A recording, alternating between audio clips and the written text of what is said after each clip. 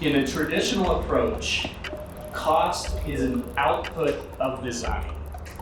In other words, we design and then we cost it.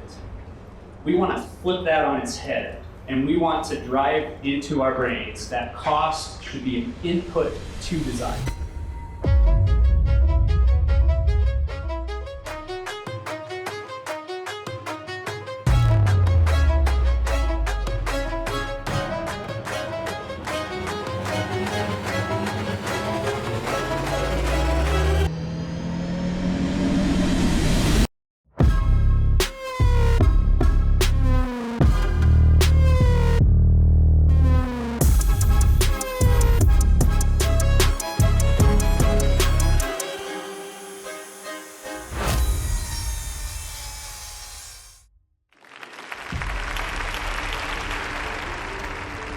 In your perspective, how do you define cost creep in the construction and real estate industry, and why is it such a critical issue today? It feels like over the last few years, it's been more like an explosion. In 2015, industry research uncovered a harsh reality. A staggering 98% of mega construction projects are bleeding money, with cost overruns of up to 30%. 77% of mega projects are experiencing schedule delays, with timelines stretching by 40%. The construction industry's path, it seems, is fraught with unexpected twists defined by cost creep. I see it kind of like a fifth wheel to the party, right? It's no one's really invited it, no one really wants it around, and you really kind of want it to get out. And then the unforeseen. COVID-19 pandemic hit us. It was a seismic wave that rocked the very bedrock of the construction world. As a result of the endless supply chain disruptions that occurred during the pandemic, average construction costs rose by over 32% between 2020 and the end of 2023. COVID, along with economic conditions, an aging workforce, and an increase in competing industries, contributed to the escalation of construction's labor shortage, leading to record gaps in the workforce. But I think it's really hard for us as owners to be able to provide support that we need on projects. Whether it's owner representation, whether it's in the AC side of things, or whether it comes on the subcontractor side. Labor is a delicate resource right now. It's just not sustainable. It's really hard. Then we have to start cherry picking projects. What's most important? What can we defer? And it just makes it really hard for us to continue to provide the support that we need to our hospitals.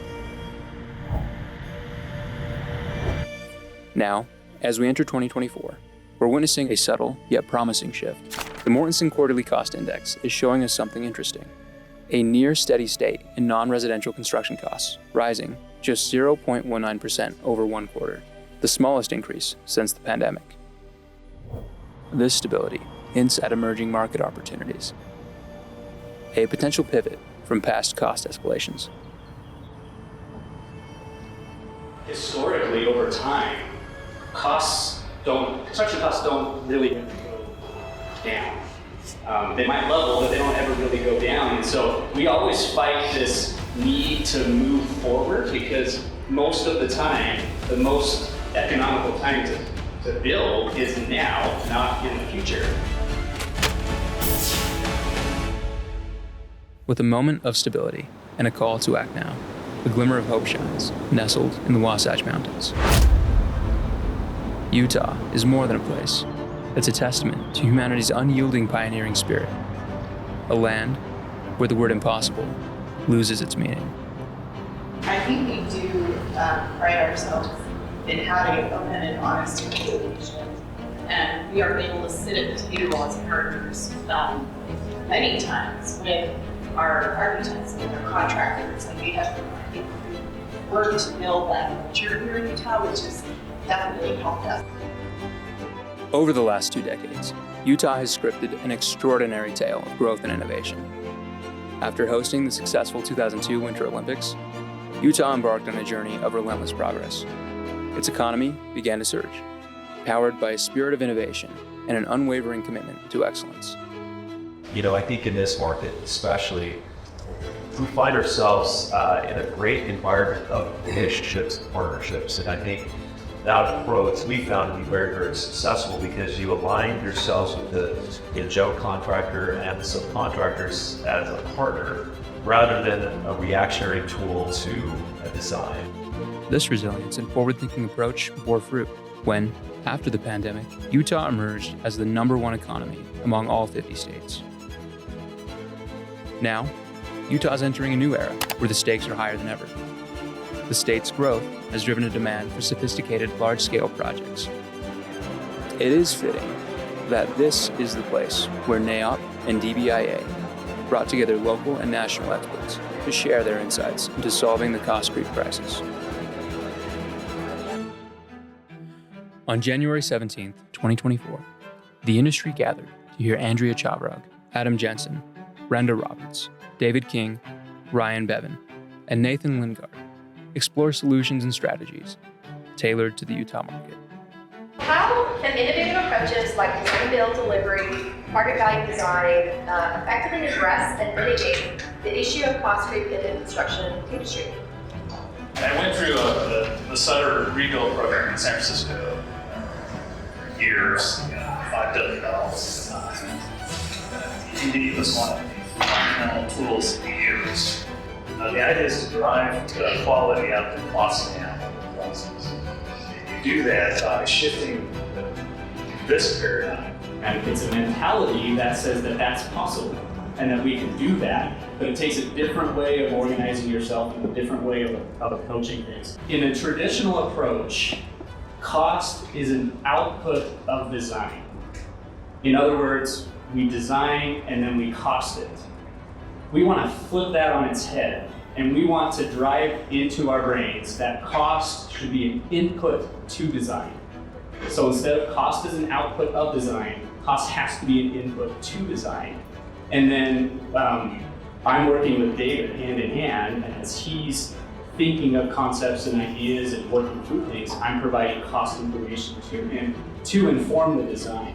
I finally did a project, started about a year ago, in the last 3 years where, our bid pricing given in the last fair pricing. And it was like the first time in 3 years that happened just because of the crazy escalation in pricing. And if we can be predictable a little bit with creep, then I think we can react to it and work with, the lending institutions and have a successful project.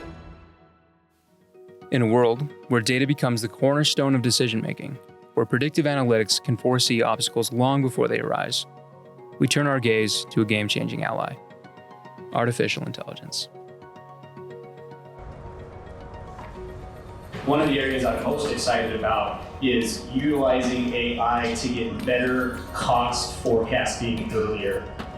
We have a wealth of cost information available in this industry, but we don't have a really great way of accessing it all the time. And I think AI has a real potential to unlock that. As an owner, as I look at change order after change order, and I see patterns, and what are they? It's decisions that perhaps owners made and representatives made, and they didn't understand what they were looking at. And I think that's another avenue where if we can get AIs to help us make those decisions so that we can do the multiple version cost estimating, so that we can get our drawings over to the AHJ sooner. I think that will help streamline the decision-making process sooner and help us to be able to better advocate for what the ideas are and then go from there. As we journey through the myriad of strategies and innovations being employed to combat the cost creep crisis, a pivotal question emerges. One that goes to the very heart of our endeavors. What is it that truly matters when we strip away the layers of budgets, blueprints, and timelines? What are the fundamental elements that can make or break the success of our projects? If you're not building green, you're building obsolete. And so we've got to find ways to incorporate being green and sustainable into our design. I think modularization and analyzation is a huge part of that. If we bring the contractor on board early and yet we still go into the same mindset of cost is an output of design, all we're doing is the same thing, just maybe earlier in the process, right? And so It takes a little more effort and energy to do things differently when we bring our partners on board. And leadership. Hire somebody that is going to be a leader saying, no, don't draw yet. Let's estimate our options and then we'll draw. The term that I love is value, and that's the kind of origins of the lean system. You really dig into the purpose of the project, those values of the client, and let that define what value is, and have the team see it as. I think you tend to avoid quality discussion, because if it doesn't answer to that original kind of mission, it's probably shouldn't be on the table. It's really about catching that vision, right? For us, it's catching the vision, helping us understand how to get where we need to go. And ultimately, we're not always able to get there. But I think it's important that we've got to build a relationship with trust. I'm so grateful when I get to work with a lot of you individuals on projects, because one, it tells me you're interested in what we're doing, and that means a lot to us. And we can't let a moment go by to thank each other, to make sure that we're lifting each other, because that labor resource is a commodity right now. And if you don't have it, you're suffering. The other thought that comes to mind is that people will always be more important in the process. And having the right people engaged is way more important than whether or not you have the right contract, or the right delivery method, or the right delivery process. You have to have the right people. It's having really intense and good conversations early. It's making sure that we trust each other enough, and then just making sure that you like each other, you like working with each other, you build some camaraderie, not just a working relationship, but a friendship together. But at the end of the day, people just want to work with good people. And so being those good people can make all the difference.